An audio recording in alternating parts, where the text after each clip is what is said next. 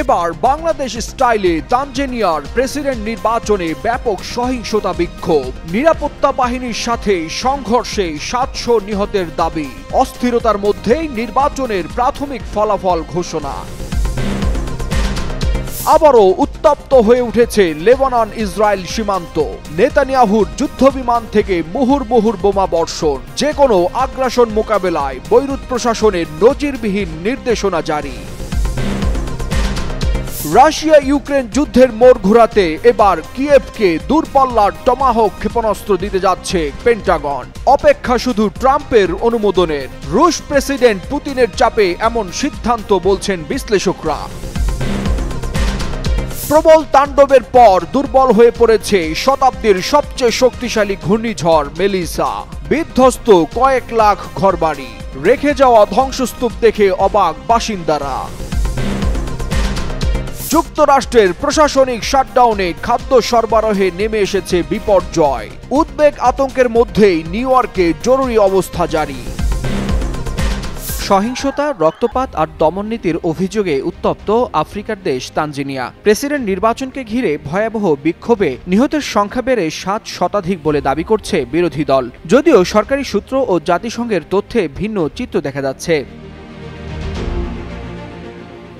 বুধবার অনুষ্ঠিত প্রেসিডেন্ট নির্বাচনের পর থেকেই উত্তপ্ত হয়ে উঠেছে তানজানিয়া। রাজধানী দারুস-সালাম থেকে শুরু করে এমোয়াঞ্জা, জাঞ্জিবার সহ বিভিন্ন শহরে ছড়িয়ে পড়েছে সহিংসতা। বিরোধী দল চাদেমার মুখপাত্র জন কিটোকার দাবি করেছেন, ভোটের পর রক্তক্ষয়ী সংঘর্ষে প্রাণ হারিয়েছেন প্রায় ৭০০ মানুষ। এর মধ্যে দারুস-সালাম শহরে ৩৫০ এবং এমোয়াঞ্জায় ২০০রও বেশি মানুষ নিহতের দাবি করছে দলটির মুখপাত্র।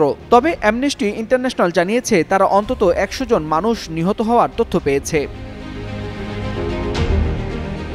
অন্যদিকে জাতিসংঘ মানবাধিকার কার্যালয় বলছে, নির্ভরযোগ্য সূত্রে এখন পর্যন্ত ১৫ থেকে ২০ জনের নিহতের খবর নিশ্চিত হওয়া গেছে। তানজানিয়ার সরকার বলছে, বিরোধীরা সংখ্যাটা অতিরঞ্জিত করছে, বরং সহিংসতার পেছনে রয়েছে অপরাধী গোষ্ঠী।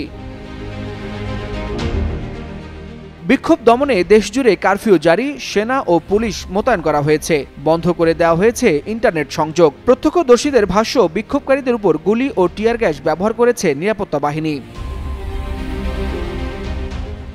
এদিকে শনিবার নির্বাচনের প্রাথমিক ফলাফলে নিরঙ্কুশ জয় পেয়েছেন তানজানিয়ার বর্তমান প্রেসিডেন্ট সামিয়া সুলুহু হাসান। দেশজুড়ে কয়েকদিনের অস্থিরতার মধ্যেই তিনি আরও একটি মেয়াদে ক্ষমতায় অধিষ্ঠিত হয়েছেন। তবে বিরোধীরা নির্বাচনী অনিয়ম ও দমননীতির তদন্ত দাবি করে আন্দোলন চালিয়ে যাওয়ার ঘোষণা দিয়েছে।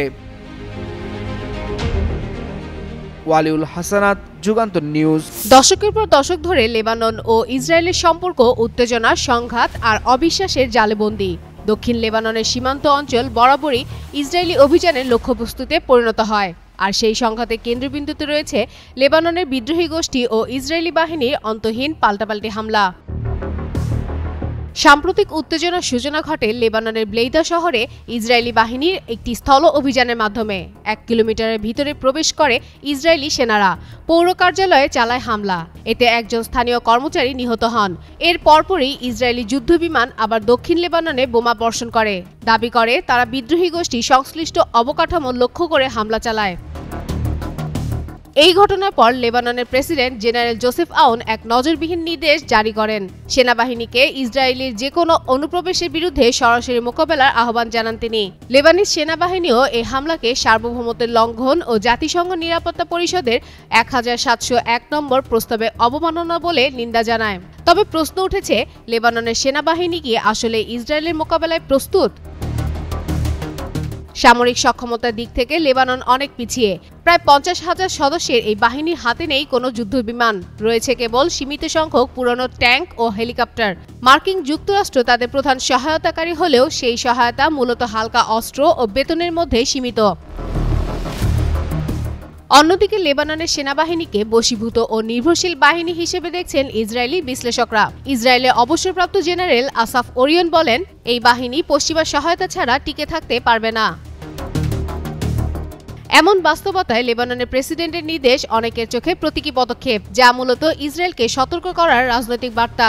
তবে সীমান্তে বাড়তে থাকা উত্তেজনা ইঙ্গিত দিচ্ছে যে পরিস্থিতি যে কোনো সময় নতুন সংঘর্ষে রূপ নিতে পারে। Fatema Fatehjan, Jugantor news. Russia Ukraine যুদ্ধের উত্তাপ আবারও নিয়েছে নতুন মোড়। ক্রমে তীব্র হয়ে ওঠা যুদ্ধের মধ্যে যুক্তরাষ্ট্রের পক্ষ থেকে ইউক্রেনকে দূরপাল্লার টমাহক ক্ষেপণাস্ত্র দেওয়ার সবুজ সংকেত দিয়েছে পেন্টাগন। এখন বাকি শুধু মার্কিন প্রেসিডেন্ট ডোনাল্ড ট্রাম্পের চূড়ান্ত অনুমোদন। প্রশ্ন উঠেছে, রুশ প্রেসিডেন্ট ভ্লাদিমির পুতিনের চাপের মুখে ট্রাম্প কি শেষ পর্যন্ত এই সিদ্ধান্তে স্বাক্ষর করবেন?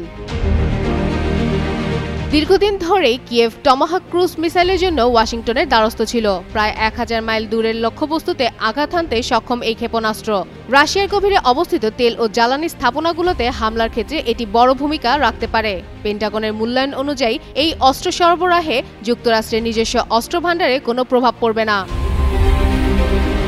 তবে গেল অক্টোবরে হোয়াইট হাউসের এক বৈঠকে ইউক্রেনের প্রেসিডেন্ট ভলোদিমির জেলেনস্কির সঙ্গে সাক্ষাৎকারে ট্রাম্প বলেছিলেন, দেশের নিরাপত্তার জন্য প্রয়োজনীয় জিনিস অন্যকে দিতে রাজি নন তিনি। অথচ বৈঠকে ঠিক আগেই জয়েন্ট স্টাফ হোয়াইট হাউসকে জানিয়েছিল, ইউক্রেনকে টমাহক দেওয়া গেলে তা যুক্তরাষ্ট্রের নিরাপত্তা ক্ষুণ্ণ করবে না। এদিকে মার্কিন ও ইউরোপীয় কর্মকর্তাদের বরাতে জানা গেছে, ট্রাম্পের এই দ্বিধা পুতিনের সঙ্গে ফোনালাপের পর আরও গভীর হয়। পুতিন ট্রাম্পকে সতর্ক করে বলেন, এই মিসাইল রাশিয়ার প্রধান শহরগুলো মস্কো ও সেন্ট পিটার্সবার্গেও পৌঁছাতে পারে, যা দুই দেশের সম্পর্কের জন্য বিপজ্জনক হবে। অপরদিকে দোনেস্ক অঞ্চলে রুশ সেনারা নতুন করে আক্রমণ জোরদার করেছে। ইউক্রেনও বসে নেই, গোপন ঘাঁটিতে তৈরি করছে নতুন প্রজন্মের ড্রোন, যা রাশিয়ার ভেতরে গভীর লক্ষ্যবস্তুতে হামলা চালাতে সক্ষম। জাতিসংঘের হিসাব বলছে, 2025 সালে এখন পর্যন্ত ইউক্রেনে বেসামরিক হতাহতের সংখ্যা গত বছরের তুলনায় 30% বেড়েছে। যুদ্ধের এই ভয়াবহতার মধ্যেই ট্রাম্পের সিদ্ধান্তের দিকে তাকিয়ে আছে কিয়েভ। টমাহক পাবে কিনা সেটাই এখন বড় প্রশ্ন হয়ে দাঁড়িয়েছে। ফাতেমা ফাতেহজান, যুগান্তর নিউজ। শতাব্দীর সবথেকে ভয়াবহ তাণ্ডব চালায় ঘূর্ণিঝড় ম্যালিসা। জামাইকা, কিউবা ও হাইতিতে তীব্র আঘাত হেনে এখন কিছুটা দুর্বল হয়েছে ঘূর্ণিঝড়টি।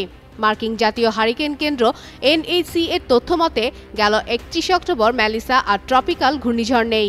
এটি এখন পরিণত হয়েছে পোস্ট ট্রপিক্যাল টাইপে। তবে এর প্রভাবে এখনও ক্যারিবীয় সাগরের উত্তর পূর্বাঞ্চলে বৃষ্টি ও দমকা হাওয়া অব্যাহত রয়েছে। গত 28 অক্টোবর ঘন্টায় 250 কিলোমিটার বেশি বেগে ক্যাটাগরি 5 মাত্রায় জামাইকার দক্ষিণ উপকূলে আঘাত হানে ম্যালিসা। আটলান্টিক মহাসাগরীয় অঞ্চলের ইতিহাসে দ্বিতীয় সর্বোচ্চ বলে জানিয়েছে আবহাওয়া সংস্থা অ্যাকুয়েদার। মুহূর্তের মধ্যেই উপকূলীয় শহরগুলো তছনছ হয়ে যায়, গাছপালা উপড়ে পড়ে, ভেঙে যায় ঘরবাড়ি ও সড়কপথ। শুক্রবার অ্যাকুয়েদার জানায়, শুধু পশ্চিম ক্যারিবীয় অঞ্চলেই ক্ষতির পরিমাণ 48 থেকে 52 বিলিয়ন ডলার। এদিকে কর্তৃপক্ষ জানিয়েছে, শুধু জামাইকায় অন্তত 19 জন নিহত হয়েছেন, আর বিদ্যুৎ বিচ্ছিন্ন রয়েছে 4 লাখেরও বেশি মানুষ। ঘূর্ণিঝড়ের ধ্বংসাত্মক আচরণের কারণে দেশটির প্রধানমন্ত্রী একে জাতীয় বিপর্যয় বলে উল্লেখ করেন। এরপর 29 অক্টোবর ঘূর্ণিঝড়টি কিছুটা দুর্বল হয়ে ক্যাটাগরি 3 মাত্রায় কিউবায় প্রবেশ করে। সেখানেও হাজার হাজার মানুষকে সরিয়ে নেওয়া হয়। প্রায় 60,000 ঘরবাড়ি সম্পূর্ণ ও আংশিকভাবে ধ্বংস হয়েছে। কিউবার পশ্চিমাঞ্চলে পানি নামেনি অনেক জায়গায়, ফলে এলাকাবাসীরা এখনো অস্থায়ী আশ্রয় কেন্দ্রে দিন কাটাচ্ছেন। একই সময়ে হাইতিতেও ম্যালিসার বৃষ্টি ও বন্যার ভয়াবহ বিপর্যয় দেখা দেয়। নদীর পানি উপচে পড়ে গ্রামগুলো তলিয়ে যায়। বিশেষ করে পেটিগোয়া এলাকায় 23 জনের মৃত্যু হয়েছে, যাদের মধ্যে বেশ কয়েকজন শিশু ছিল। অনেক মানুষ এখনো নিখোঁজ। জাতিসংঘ ও এর সহকারী সংস্থাগুলো ইতিমধ্যে ক্ষতিগ্রস্ত 3 দেশেই জরুরি ত্রাণ কার্যক্রম শুরু করেছে। খাদ্য, বিশুদ্ধ পানি ও চিকিৎসা সামগ্রী পৌঁছে দেওয়া হচ্ছে দুর্গত এলাকায়। বিশেষজ্ঞরা বলছেন, উষ্ণ সমুদ্রপৃষ্ঠে তাপমাত্রা দ্রুত শক্তি বৃদ্ধির কারণ হয়ে উঠেছে, যা ভবিষ্যতে এমন ভয়াবহ ঘূর্ণিঝড়ের আশঙ্কা আরও বাড়িয়ে দিচ্ছে। প্রবল তাণ্ডবের পর এখন দুর্বল হলেও ম্যালিসার রেখে যাওয়া ধ্বংসস্তূপ থেকে ঘুরে দাঁড়াতে ক্যারিবীয় দেশগুলোর সামনে দীর্ঘ পথ পাড়ি দিতে হবে বলে বলছেন বিশ্লেষকরা। ফাতেমা ফাতেহজান, যুগান্তর নিউজ। যুক্তরাষ্ট্রে চলমান প্রশাসনিক শাটডাউনের কারণে হঠাৎ করে দেখা দিয়েছে খাদ্য সহায়তা বন্ধ হয়ে যাওয়ার আশঙ্কা। এর ফলে দেশজুড়ে কোটি মানুষের মধ্যে শুরু হয়েছে উদ্বেগ ও আতঙ্ক। পরিস্থিতি মোকাবেলায় গত শুক্রবার নিউ ইয়র্কের গভর্নর ক্যাথি হোকুল ঘোষণা করেন জরুরি অবস্থা।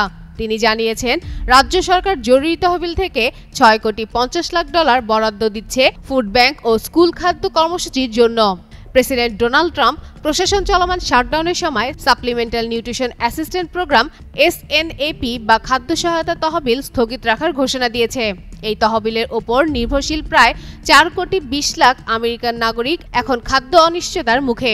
নিউ ইয়র্ক রাজ্যেই একাই 30 লাখ মানুষ এই সহায়তার সুবিধাভোগী। এদিকে গভর্নর হকুল বলেন, ওয়াশিংটনের রাজনৈতিক অচলাবস্থার কারণে মানুষ টেবিলে খাবার রাখতে পারছে না। এটা মেনে নেওয়া যায় না। তিনি আরও জানান, রাজ্য সরকার অতিরিক্ত $106 মিলিয়ন বরাদ্দ দিচ্ছে খাদ্য ব্যাংক ও কমিউনিটি কিচেনের জন্য, যা দিয়ে প্রায় 56 মিলিয়ন খাবার সরবরাহ করা সম্ভব হবে। নিউ ইয়র্কের পাশাপাশি ভার্জিনিয়া, ওরেগন ও রোড আইল্যান্ডেও জরুরি অবস্থা জারি করা হয়েছে। এদিকে 21টি ডেমোক্রেটিক অঙ্গরাজ্যের গভর্নর এক যৌথ চিঠিতে ট্রাম্প প্রশাসনের প্রতি আহ্বান জানায় যে অবিলম্বে বিকল্প তহবিল চালু করে খাদ্য সহায়তা পুনরায় শুরু করা হয়। বিশ্লেষকরা বলছেন, এসএনএপি বন্ধ হয়ে গেলে যুক্তরাষ্ট্রে লাখো পরিবার ক্ষুধা ও দারিদ্রতার নতুন সংকটে পড়বে, যা দেশের জন্য এক ভয়াবহ সামাজিক বিপর্যয় ডেকে আনতে পারে।